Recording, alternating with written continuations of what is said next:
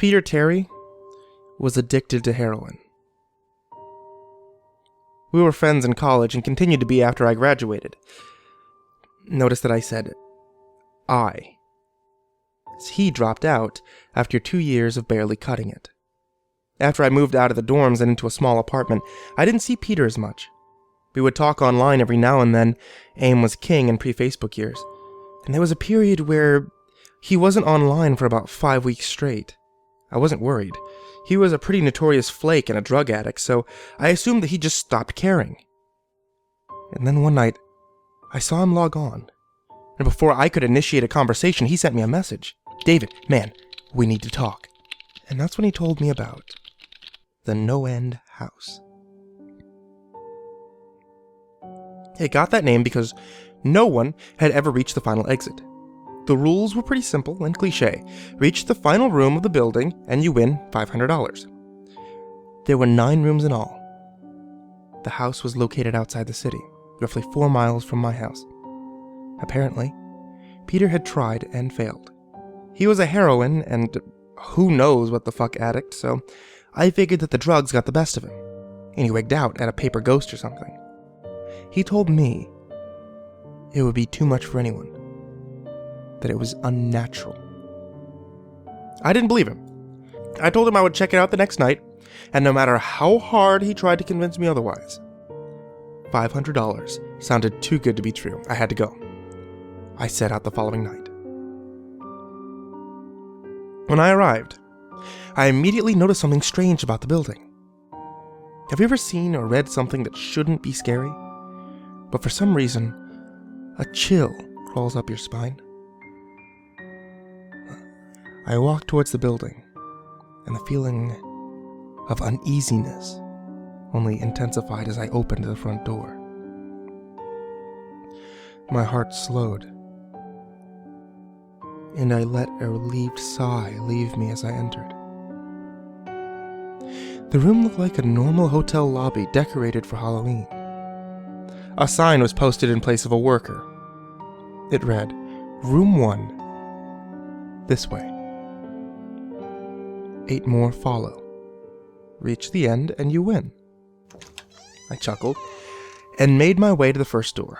The first area was almost laughable. The decor resembled the Halloween aisle of a Kmart, complete with sheet ghosts and animatronic zombies that gave a static growl when you passed by.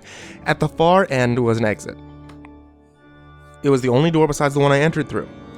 I brushed through the fake spider webs and headed for the second room. I was greeted by fog as I opened the door to the next room. The room definitely upped the ante in terms of technology. Not only was there a fog machine, but a bat hung from the ceiling and flew in circles. Scary. They seemed to have a Halloween soundtrack that one would find in the 99-cent store on loop somewhere in the room. I didn't see a stereo, but I guess they must have used a PA system. I stepped over a few toy rats that wheeled around and walked with a puffed chest across to the next area. I reached for the doorknob.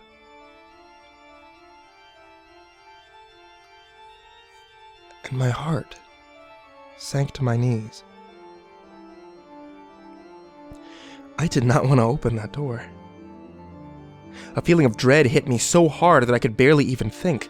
Logic overtook me after a few terrified moments, and I shook it off and entered the next room. Room 3 is when things began to change.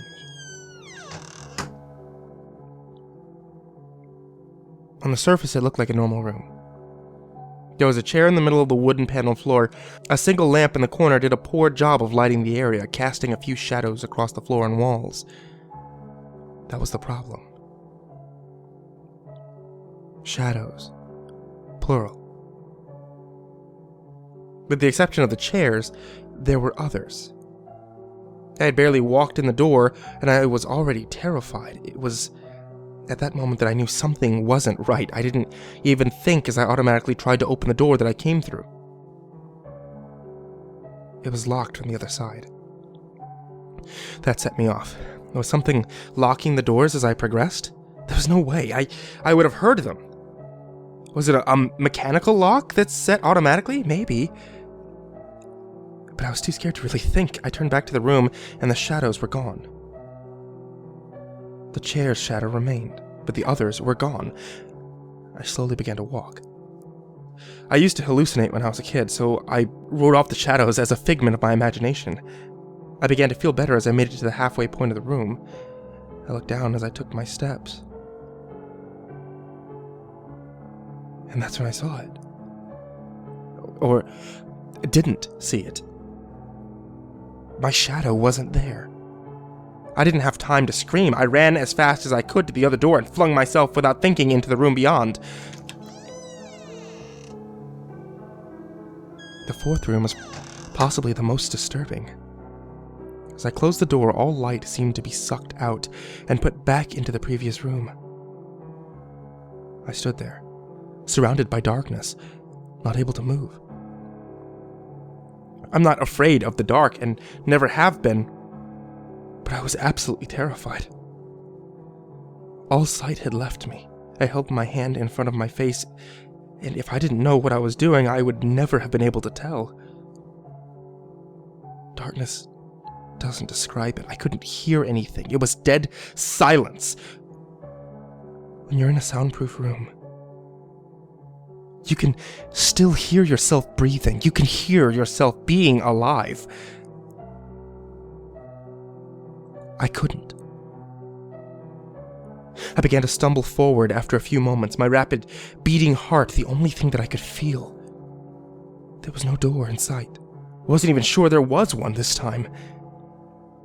The silence was then broken by a low hum. I felt something behind me. I spun around wildly, but could barely even see my nose. I knew it was there, though. Regardless of how dark it was, I knew something was there. The hum grew louder. Closer. It seemed to surround me, but I knew whatever was causing the noise was in front of me, inching closer. I took a step back. I had never felt that kind of fear. I can't really describe true fear. I wasn't even scared I was going to die. I was scared of what the alternative was. I was afraid of what the thing had in store for me. Then the lights flashed for a second and I saw it.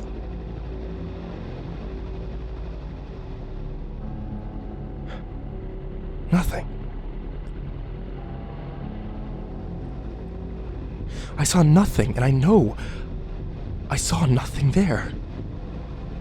The room was again plunged into darkness, and the hum became a wild screech. I screamed in protest. I couldn't hear the goddamn sound for another minute. I ran backwards away from the noise and fumbled for the door handle. I turned and fell into room 5.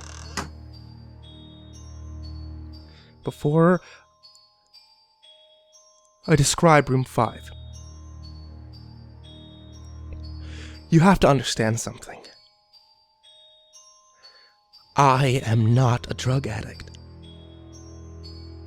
I've had no history of drug abuse or any sort of psychosis short of the childhood hallucinations that I mentioned earlier, and those were only when I was really tired or just waking up.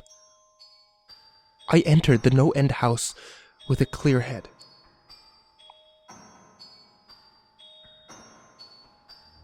After falling in from the previous room,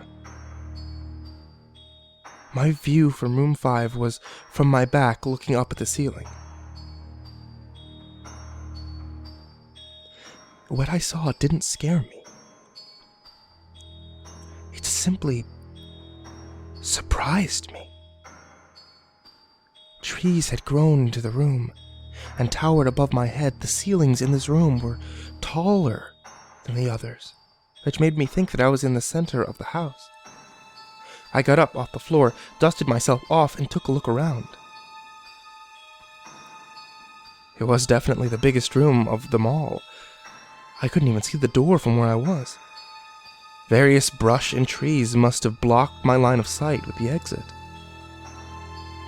Up to this point, I figured the rooms were going to get scarier, but this was a paradise compared to the last room. I also assumed whatever was in room 4 stayed back there.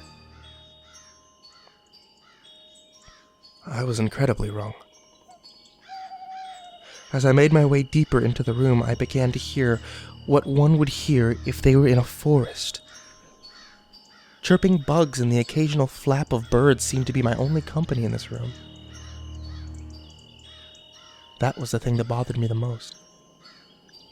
I heard the bugs and other animals, but I didn't see any of them. I began to wonder how big this house was.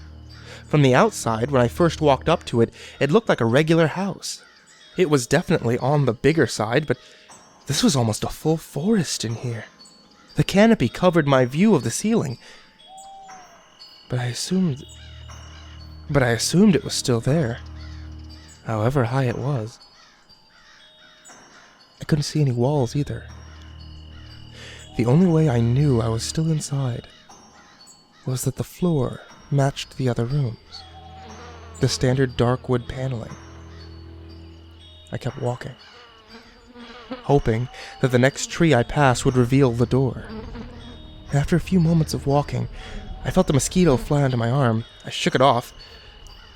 A second later, I felt about 10 more land on my skin at different places. I felt them crawl up and down my arms and legs, and a few made their way across my face. I flailed wildly to get them all off, but they just kept crawling. I looked down and let out a muffled scream. No, more of a whimper, to be honest. I didn't see a single bug. Not one bug was on me, but I could feel them crawl. I heard them fly by my face and sting my skin, but I couldn't see a single one. I dropped to the ground and began to roll wildly. I was desperate. I hated bugs, especially ones I couldn't see or touch, but these bugs could touch me, and they were everywhere. I began to crawl. I had no idea where I was going. The entrance was nowhere in sight, and I still hadn't even seen the exit, so I just crawled, my skin wriggling with the presence of those phantom bugs. After what seemed like hours, I felt the door. I grabbed the nearest tree and propped myself up, mindlessly slapping my arms and legs to no avail. I tried to run, but I couldn't. My body was exhausted from crawling and dealing with whatever it was that was on me. I took a few shaky steps to the door, grabbing each tree on the way for support.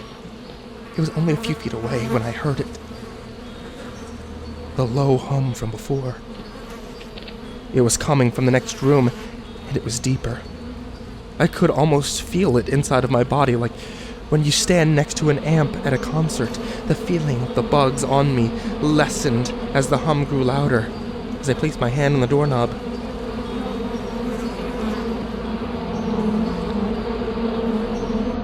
The bugs were completely gone.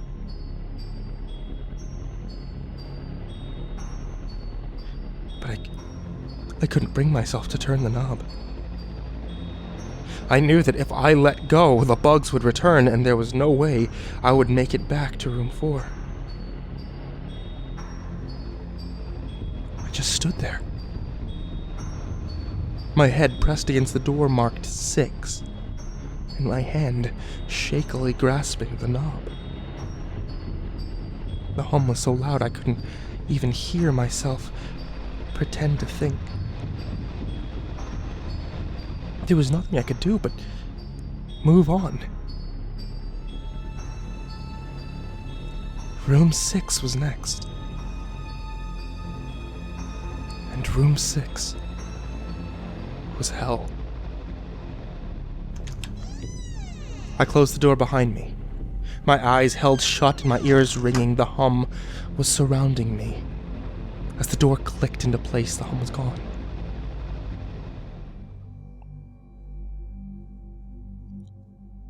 I opened my eyes in surprise, and the door that I had shut was gone.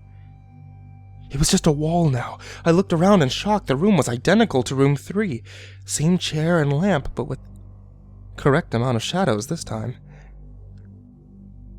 The only real difference was that there was no exit door, and the one I came through was gone. As I said before, I had no previous issues in terms of mental instability, but at that moment, I fell into what I now know was insanity. I didn't scream. I didn't make a sound. At first, I scratched, softly. The walls were tough, but I knew the door was there somewhere. I just knew it was. I scratched it where the doorknob was. I clawed at the wall frantically with both hands. My nails were filed down to the skin against the wood. I fell silently to my knees, the only sound in the room, the incessant scratching against the wall.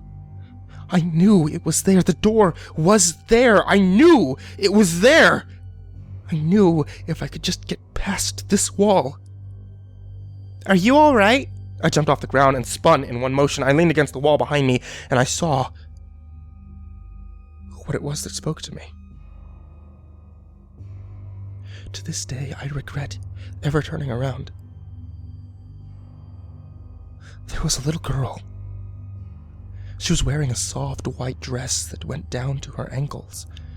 She had long blonde hair to the middle of her back and white skin and blue eyes. She was the most frightening thing I had ever seen, and I know that nothing in my life will ever be as unnerving as what I saw in her. While looking at her, I saw something else. Where she stood, I saw what looked like a man's body, only larger than normal and covered in hair. He was naked from head to toe, but his head was not human, and his toes were hoofs. It wasn't the devil. But at that moment, it might as well have been. The form had the head of a ram and the snout of a wolf. It was horrifying, and it was synonymous with the little girl in front of me. They were the same form. I can't really describe it, but I saw them at the same time. They shared the same spot in the room, but it was like looking at two separate dimensions. When I saw the girl, I saw the form. When I saw the form, I saw the girl. I couldn't speak. I could barely even see. My mind was revolting against what it was attempting to process. I had been scared before in my life. I had never been more scared than when I was trapped in the 4th room, but that was before room 6. I just stood there staring at whatever it was that spoke to me. There was no exit. I was trapped here with it. And then it spoke again. "David, you should have listened." When it spoke, I heard the words of the little girl, but the other form spoke through my mind in a voice I won't attempt to describe. There was no other sound. The voice just kept repeating the sentence over and over and over again in my head, and I agreed. I didn't know what to do. I was slipping into madness, yet couldn't take my eyes off of what was in front of me. I dropped to the floor. I thought that I had passed out, but the room wouldn't let me. I just wanted it to end. I was on my side, my eyes wide open, and the form staring down at me, scurrying across the floor in front of me, was one of the battery-powered rats from the 2nd room.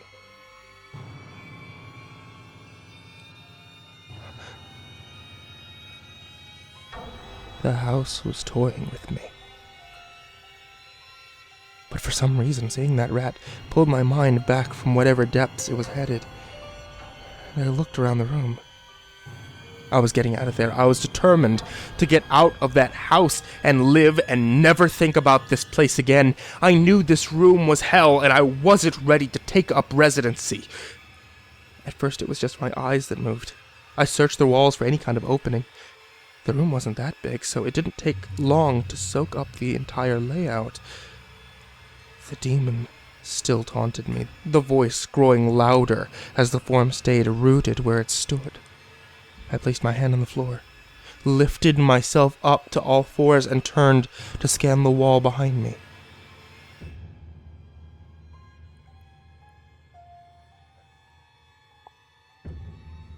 Then I saw something I couldn't believe. The form was now right at my back, whispering into my mind how I shouldn't have come. I felt its breath on the back of my neck, but I refused to turn around. A large rectangle was scratched into the wood, with a small dent chipped away in the center of it, right in front of my eyes. I saw the large 7 I had mindlessly etched into the wall. I knew what it was.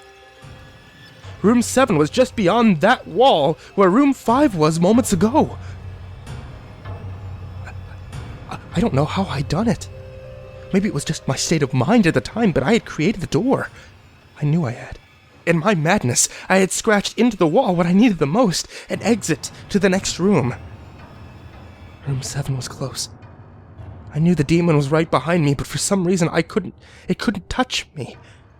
I closed my eyes and placed both hands on the large 7 in front of me. I pushed as hard as I could. The demon was now screaming in my ear. It told me that I was never leaving. It told me that this was the end, but I wasn't going to die. I was going to live there in room 6 with it. I wasn't. I pushed and screamed at the top of my lungs. I knew I was going to push through the wall eventually. I clenched my eyes shut and screamed, and the demon was gone. I was left in silence.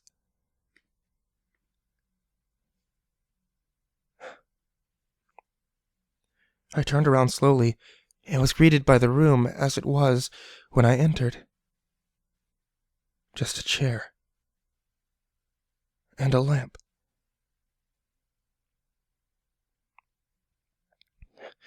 I couldn't believe it. But I didn't have time to waste. I turned back to the 7 and jumped back slightly. What I saw was a door.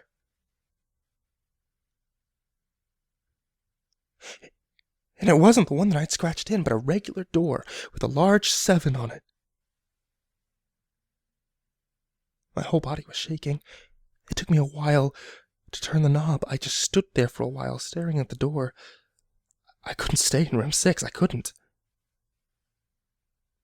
But if this was only room 6, I couldn't imagine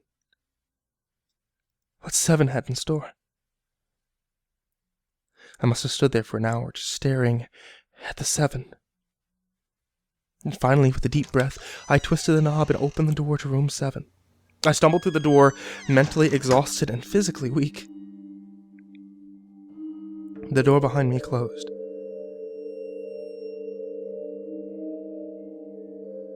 And I realized where I was.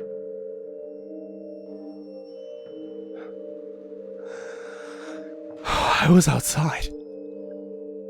Not outside like room 5, but actually outside. My eyes stung. I wanted to cry. I fell to my knees and tried, but I couldn't. I was finally out of that hell. I didn't even care about the prize that was promised. I turned and saw that the door I just went through was the entrance. I walked to my car and I drove home thinking of how nice a shower sounded. I pulled up to my house. I felt uneasy. The joy of leaving NoEnd House had faded. And dread was slowly building in my stomach. I shook it off as a residual from the house and made my way to the front door. I entered and immediately went up to my room. There on my bed was my cat, Baskerville. It was the first living thing that I'd seen all night, and I reached to pet him. He hissed and swiped at my hand. I recoiled in shock. He'd never acted like that. Whatever. He's an old cat, I thought. I jumped in the shower, get ready for what I was expecting to be a sleepless night. And after my shower, I went to the kitchen to make something to eat. I descended the stairs and turned to the family room.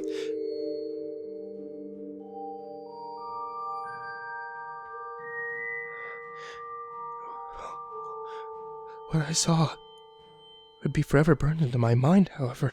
My parents were lying on the ground, naked and covered in blood. They were mutilated to near unidentifiable states. Their limbs were removed and placed next to their bodies. Their heads were placed on their chests facing me. And the most unsettling part was their expressions. They were smiling as though they were happy to see me. I vomited and sobbed there in the family room. I didn't know what had happened. They didn't even live with me at the time. I was a mess.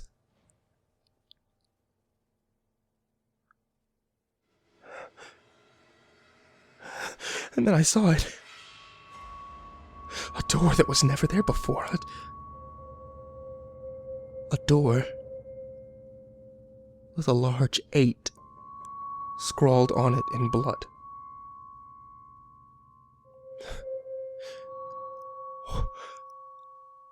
I was still in the house.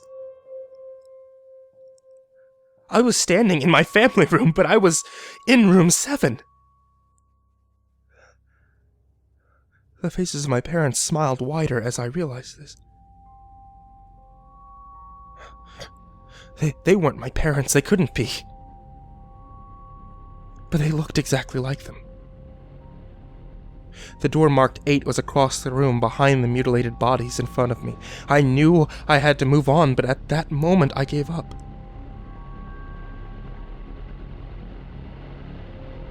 The smiling faces tore into my mind. They grounded me where I stood. I vomited again and nearly collapsed. Then the hum returned. It was louder than ever, and it filled the house and shook the walls. The hum compelled me to walk.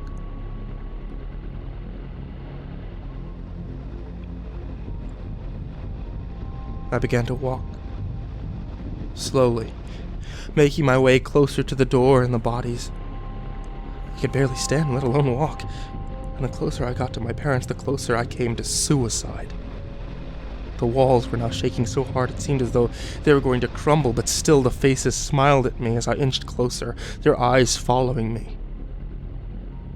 I was now between the 2 bodies, a few feet away from the door.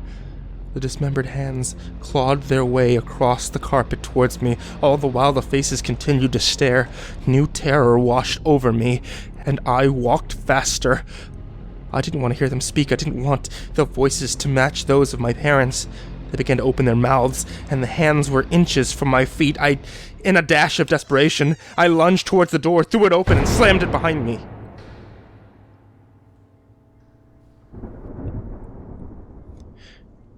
Room 8. I was done. After what I had just experienced, I knew there wasn't anything else this fucking house could throw at me that I couldn't live through. There was nothing short of fires of hell that I wasn't ready for.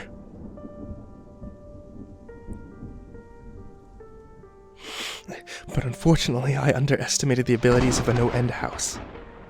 Unfortunately, things got more disturbing, more terrifying, and more unspeakable in room 8. I still have trouble believing what I saw in room 8. Again, the room was a carbon copy of rooms 3 and 6, but sitting in the usual empty chair was a man. After a few seconds of disbelief, my mind finally accepted the fact that the man sitting in the chair was me. Not someone who looked like me. It was David Williams. I walked closer. I had to get a better look, even though I was sure of it.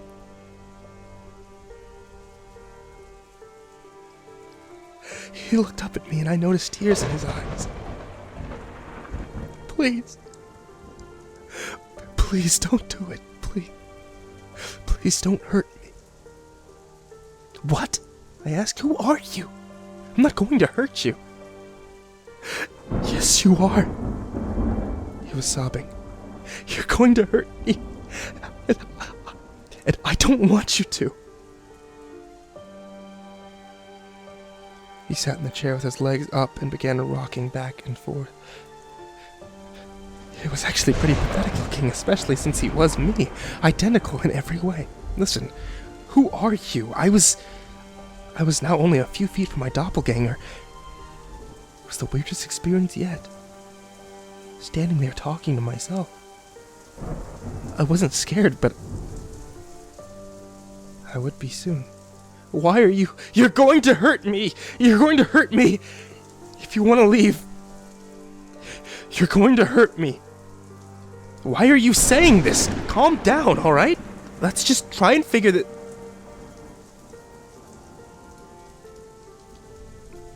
And then I saw it. The David sitting down was wearing the same clothes as me.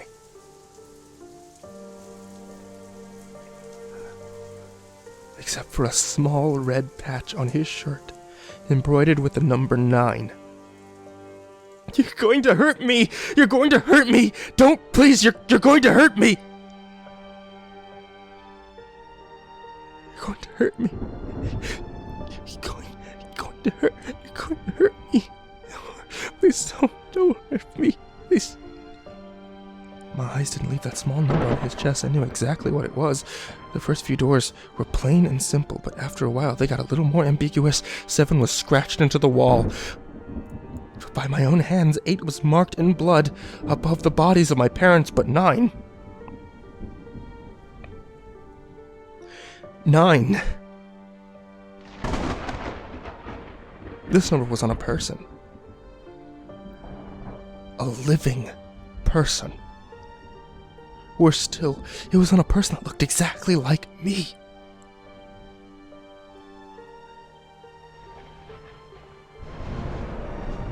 David? I had to ask. Yes. Yes. You're going to hurt me. You're going to hurt me. He continued to sob and rock. He answered to David. He was me, right down to the voice. But that 9... I paced around for a few minutes when he sobbed in his chair. The room had no doors, and similarly to room 6, the door I came through was gone. For some reason, I assumed the scratching would get me nowhere this time, and I studied the walls and the floor on the chair, sticking my head underneath, seeing if anything was below.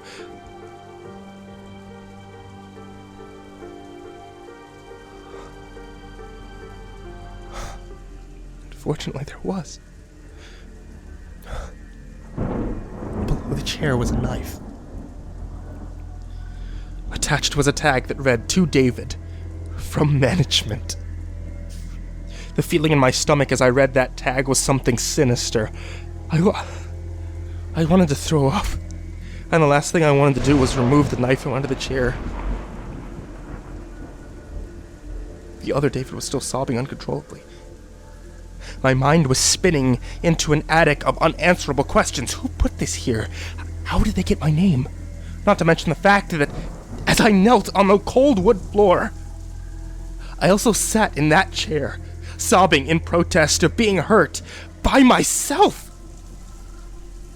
It was all too much to process. The house and the management had been playing with me this whole time. My thoughts, for some reason, turned to Peter and whether or not he got this far. If he did, if he met a Peter Terry sobbing in this very chair, rocking back and forth with...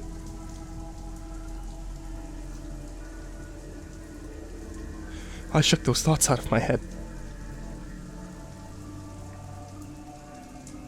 They didn't matter. I took the knife from under the chair, and immediately, the other David went quiet. "David," he said in my voice, "what do you think you're going to do?" I lifted myself from the ground and clutched the knife in my hand. "I'm going to get out of here." David was still sitting in the chair, though he was very calm now. He looked up at me with a slight grin.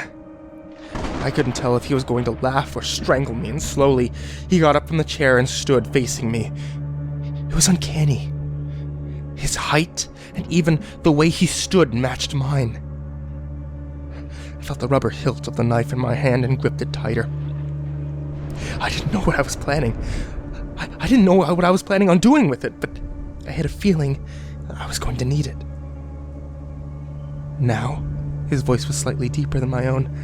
"I'm going to hurt you. I'm going to hurt you, and I'm going to keep you here." I didn't respond. I just lunged and tackled him to the ground. I had mounted him and looked down, knife poised and ready. He looked up at me, terrified. It was like I was looking in a mirror. And then the hum returned, low and distant, though I still felt it deep in my body. David looked up at me as I looked down at myself. The hum was getting louder, and I felt something inside of me snap. With one motion, I slammed the knife into the patch on his chest and ripped it down.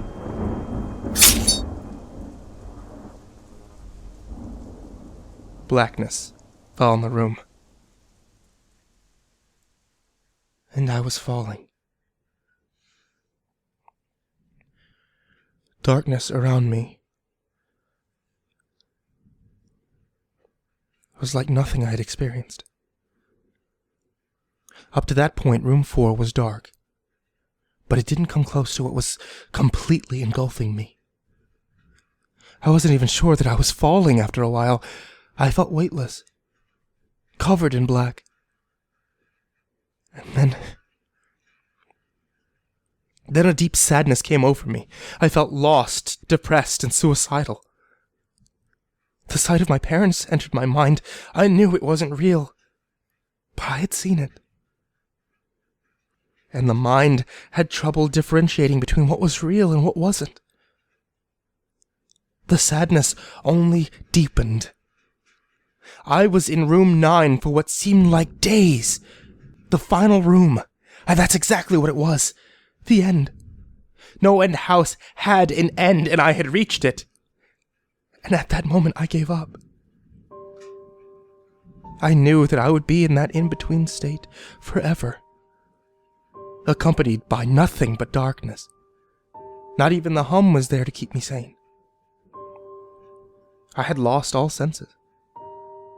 I couldn't feel myself. I couldn't hear anything. Sight was completely useless here. I searched for a taste in my mouth and found nothing. I felt disembodied and completely lost. I knew where I was.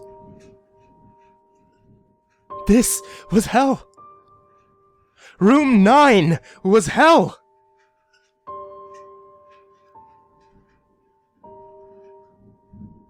And then it happened. A light. One of those stereotypical lights at the end of the tunnel. I felt ground come up from below me, and I was standing.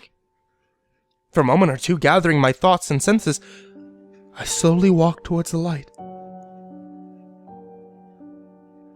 As I approached the light, it took form. It was a vertical slit down the side of an unmarked door. I slowly walked through the door and found myself back where I started. The lobby of NoEnd House. It was exactly how I left it, still empty, still decorated with childish Halloween decorations after everything that had happened that night.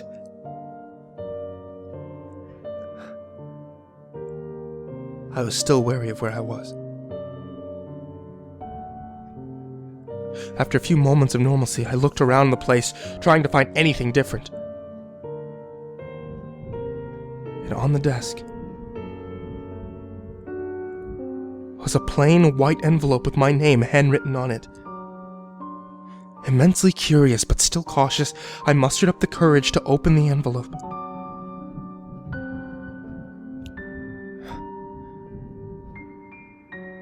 Inside was a letter, handwritten. David Williams. Congratulations, you've made it to the end of NoEnd House. Please accept this prize as a token of great achievement. Yours forever. Management. And with the letter were 5 $100 bills.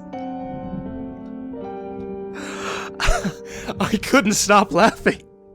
I laughed for what seemed like hours. I laughed as I walked out to my car. And I laughed as I drove home. And I laughed as I pulled up to my driveway.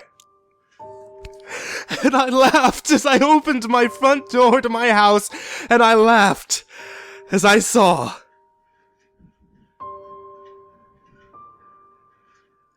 the small 10